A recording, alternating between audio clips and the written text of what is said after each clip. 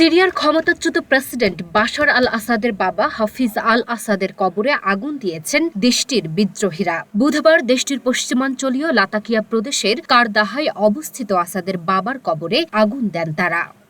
ফরাসি বার্তা সংস্থা এএফপির ধারণ করা ভিডিও ফুটেজে দেখা যায় বিদ্রোহী যোদ্ধারা হাফিজ আল আসাদের কবরে আগুন ধরিয়ে দিচ্ছেন। এ সময় বিদ্রোহীদের কয়েকজন সেখানে পতাকা হাতে দাঁড়িয়ে কবর পুড়ে যাওয়ার দৃশ্য দেখেন।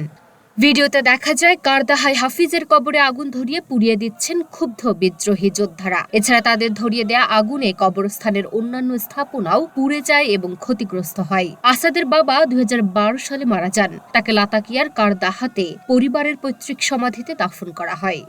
বাশার আল আসাদের বাবা হাফিজ আল আসাদ ১৯৭১ থেকে ২০০০ সাল পর্যন্ত সিরিয়ার ক্ষমতায় ছিলেন। তার মৃত্যুর পর সিরিয়ার ক্ষমতার মসনদে বসেন বাশার আল আসাদ। ক্ষমতার প্রথম দিকে দেশটিতে ব্যাপক সংস্কারের পথে এগোলেও পরবর্তীতে বাবার মতোই কর্তৃত্ববাদী শাসকে পরিণত হন, যা তাকে শেষ পর্যন্ত দেশ ছেড়ে পালিয়ে যেতে বাধ্য করে।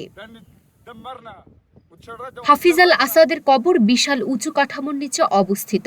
জটিল স্থাপত্য নকশায় তৈরি এই কবরের বাইরের অংশ পাথরে খোদাই করা। সেখানে বাশার আল আসাদের ভাই বাসেল সহ আসাদ পরিবারের অন্যান্য সদস্যদেরও কবর রয়েছে। ১৯৯৪ সালে এক সড়ক দুর্ঘটনায় নিহত হওয়ার আগে বাশারের এই ভাইকে তার বাবার মসনদের উত্তরাধিকারী হিসেবে মনে করা হতো। এর আগে গত রোববার সিরিয়ার ইসলামপন্থী সশস্ত্র গোষ্ঠী হায়াত তাহরির আল শামের নেতৃত্বাধীন বিদ্রোহীদের বিদ্যুৎ গতির অভিযানের মুখে দামেস্কের পতন ঘটে। মাত্র ২ সপ্তাহেরও কম সময়ের অভিযানে দেশটির একের পর এক শহরের দখল নেয় বিদ্রোহীরা। মাঠের অলরাউন্ডার আমি, আর ঘরের অলরাউন্ডার টাইলক্স।